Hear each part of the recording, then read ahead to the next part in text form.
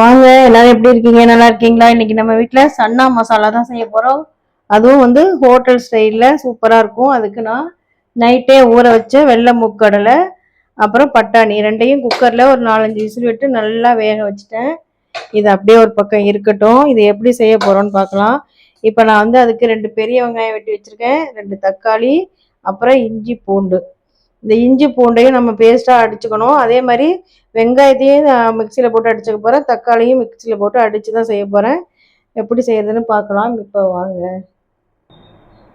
இப்போ அது வந்து கடாயை பற்ற வச்சுக்கலாம், அது நல்லா காயட்டும்.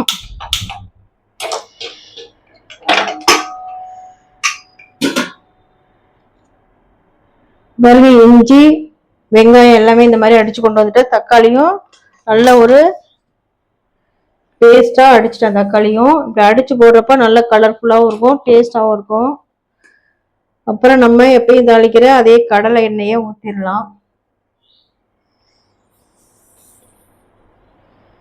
கொஞ்சம் காயணும், கடாய் காயாம ஊற்றினோம்னா நம்மள வெடிக்கும்.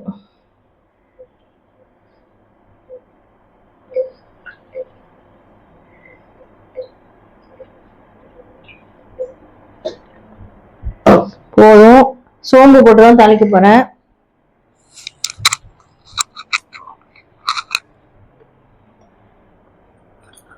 இப்போ கொஞ்சமா சோம்பு போட்டுக்கலாம்.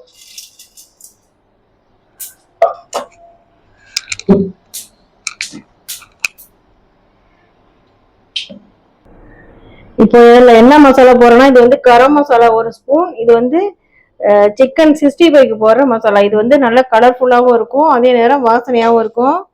அப்புறம் நம்ம எண்ணெயில தான் இது எல்லாமே போடுறோம். அப்புறம் நம்ம வீட்டு குழம்பு தூள், இங்க பாருங்க, நம்ம வீட்டு குழம்பு தூள். இது வந்து 1 ஸ்பூன் போட்டுக்கிறேன். நான் 1 ஸ்பூன் கொஞ்சம் கம்மியா போட்டுக்கிறேன்,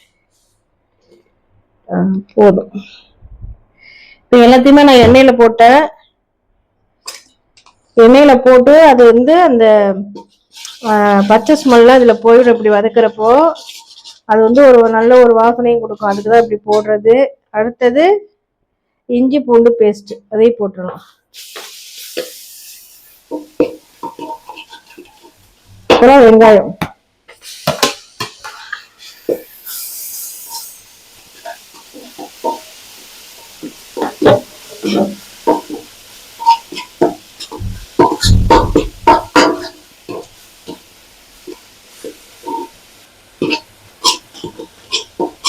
இது நல்லா அப்படி எண்ணெய் பிரிகிற அளவுக்கு வதக்கிக்கணும். அப்பதான் வந்து வாசனை நல்லா இருக்கும். இங்க பாருங்க, நம்ம வதக்கும் போதே எண்ணெய் பிரிஞ்சு வருது. இப்ப நம்ம அடிச்சு வச்ச தக்காளியும் சேர்த்துடலாம். அதுல தக்காளி பேஸ்ட் அதையும் சேர்த்துடலாம். இந்த மாதிரி நல்லா மிக்சியில போட்டு அடிச்சு செய்யறப்ப நல்லா ஒரு கலர்ஃபுல்லா இருக்கும், கிரேவியும் நல்லா இருக்கும். அதனாலதான் அது தோல் தோலா இருந்தா பசங்க சாப்பிட மாட்டாங்க.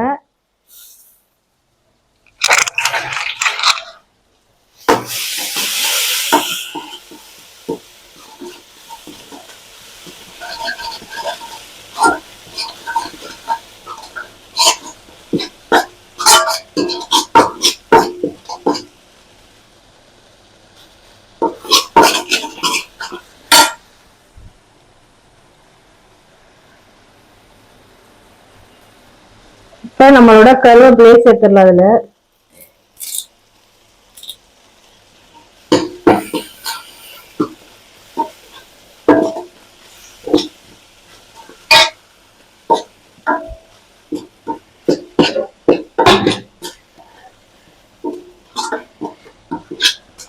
இப்ப இதுக்கு போட வேண்டிய மசாலா எல்லாம் நான் போட்டேன்.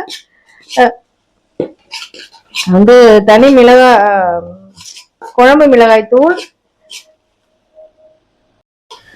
இப்போ வந்து இதுக்கு போட வேண்டிய மசாலா எல்லாமே நான் போட்டேன்.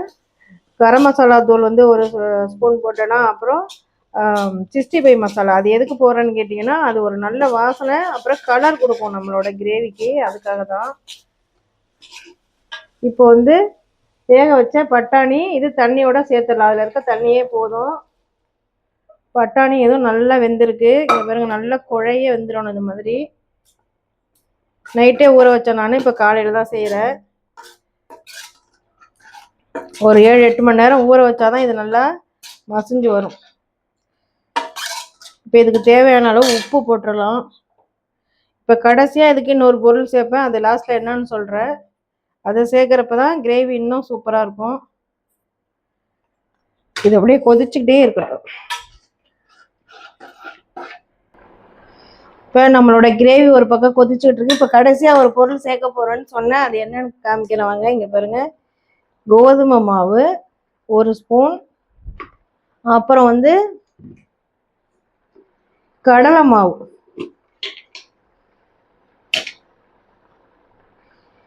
கடலை மாவு 1 ஸ்பூன். இது ரெண்டையும் நம்ம இப்போ கரைச்சி அதில் சேர்க்க போகிறோம்.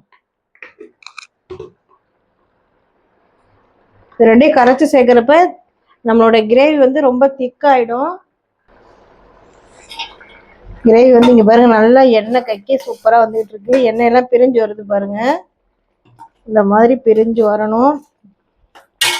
இந்த டைம்ல நம்ம இந்த மாவை அதில் கரைச்சி ஊற்றிடலாம். லாஸ்ட்ல அப்படியே போடாதீங்க, கட்டி கட்டியாக போயிடும். இந்த மாதிரி கொஞ்சம் தண்ணியில் கரைச்சிட்டு அதில் சேர்க்கணும். கடைசியாக சேர்க்குறப்போ நல்லா கோட்டிங் நல்லாயிருக்கும். கிரேவி வந்து நல்லா ஒரு திக்கான இதாக வரும், வாசனையும் நல்லாயிருக்கும். கடலை மாவு, கோதுமை மாவு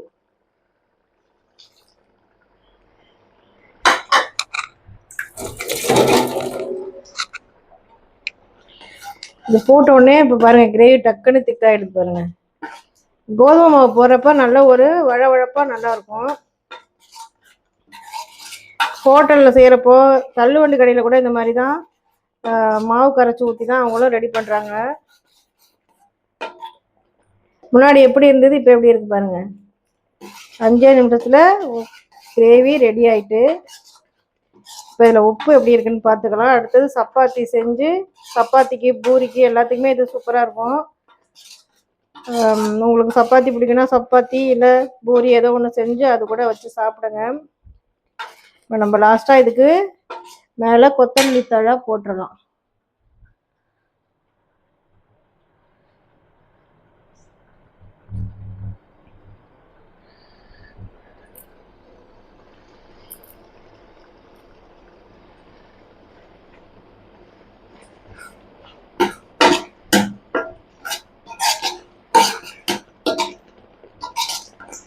அவ்வளோதான், நம்மளோட கிரேவி ரெடி ஆயிடுச்சு. இதே மாடலில் நீங்களும் செஞ்சு பாருங்கள், செமையாக இருக்கும். சப்பாத்திக்கு, பொரிக்கு, தோசைக்கு கூட நீங்கள் வச்சு சாப்பிட்லாம். எல்லாத்துக்குமே நல்லாயிருக்கும். இதே மெத்தடில் செஞ்சு பாருங்கள்.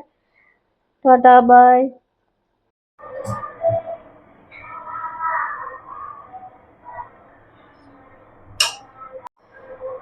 நம்மளோட சன்னா கிரேவி சூப்பராக ரெடி ஆகிட்டு, ஹோட்டல் ஸ்டைலில் இங்கே பாருங்கள், பார்க்கும்போதே தக தக தகன்னு இருக்குது. இப்போ நம்ம சப்பாத்தியில் வச்சு சாப்பிட்லாம்.